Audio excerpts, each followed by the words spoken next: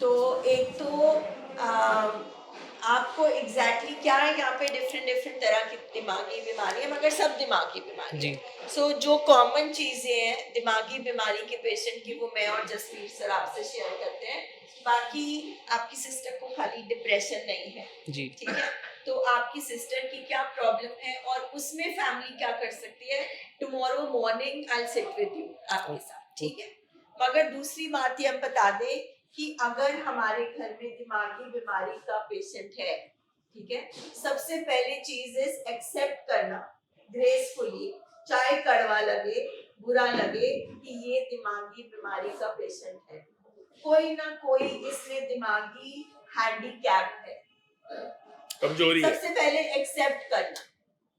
जैसे बोलते हैं ना, इसका ना पेट कमजोर है, ये मत दो, इसकी टांगे कमजोर है, थक जाएगा, ये मत करो। इसी तरह से ना हमारा पेशेंट बुरा है, ना उसका कैरेक्टर खराब है, ना वो पागल है, ना वो कम है, ठीक है, बट उसके शरीर में एक ऐसी कमजोरी है जिसकी वजह से ये सर्टेन नुकसान होते हैं और उसके बस के बाहर होते हैं। सेकंड, ये जानना कि आपके पेशेंट को क्या बीमारी है और उसका इलाज कराना सबसे इम्पोर्टेंट। बिकॉज बीमारी को आप जितना मर्जी टेक कर, आपको क्या लगता है, आप हम सब फैमिलीज जो यहाँ बैठे हैं मेहनत करके हैं, हमने समझाया नहीं होगा, हमने ध्यान नहीं रखा होगा, हमने प्यार नहीं किया होगा, हमने सब कुछ किया होगा, बस हमने एक चीज नहीं करी और हमें नहीं पता थी ये बीमारी थी। जैसे जसवीर सर ने बहुत सालों पहले ये बात कही थी, हमने जलानी थी ट्यूब, मगर हम पंखे का स्विच चलाते रहे, जी, ठीक है, तो ट्यूब तो जलनी नहीं थी। जी, तो सबसे बड़ी बात कि डॉक्टर के पास एक्सपर्ट से, प्रोफेशनल से, जिन्होंने इस चीज की पढ़ाई करी है, जो इतने सालों से ट्रीट कर रहे हैं, उनसे पता करे कि क्या बीमारी है। जैसे आपने डिप्रेशन बोला, तो अभी तो हमें अपनी सिस्टर की बीमारी का एग्जैक्ट नाम नहीं पता, वो हम आपके साथ बैठ के करेंगे कल, ठीक है?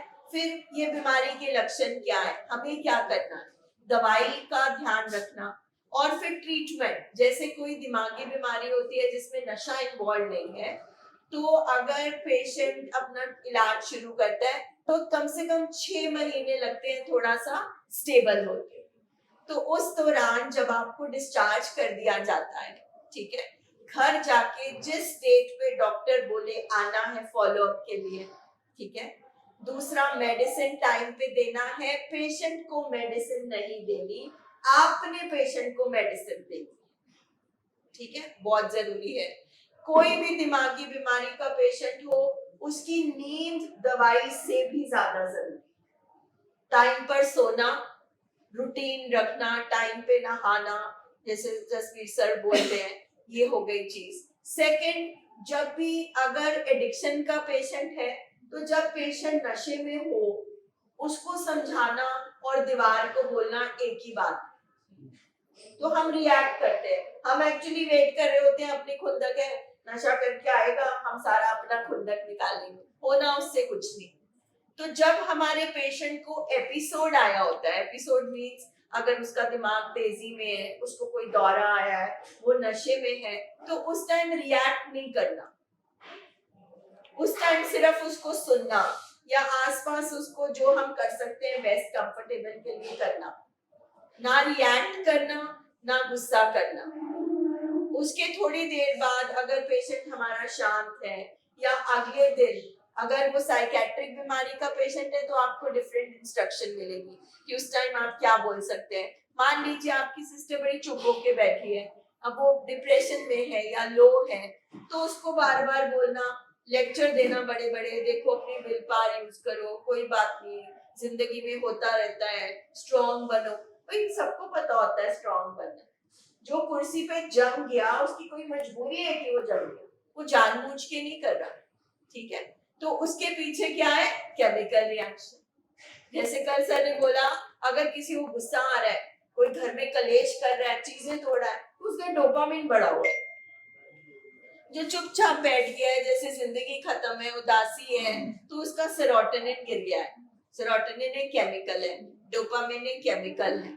तो जैसे जैसे दवाइयों से इनके केमिकल ठीक होंगे वैसे वैसे एक टाइम आएगा जब इनको खुद भी पता चलना शुरू हो जाएगा कि ये मैं नहीं, ये मेरे बीमार दिमाग की सोच है। ठीक है, प्लस अंडरस्टैंड करना और ट्रीटमेंट में फॉलो करना।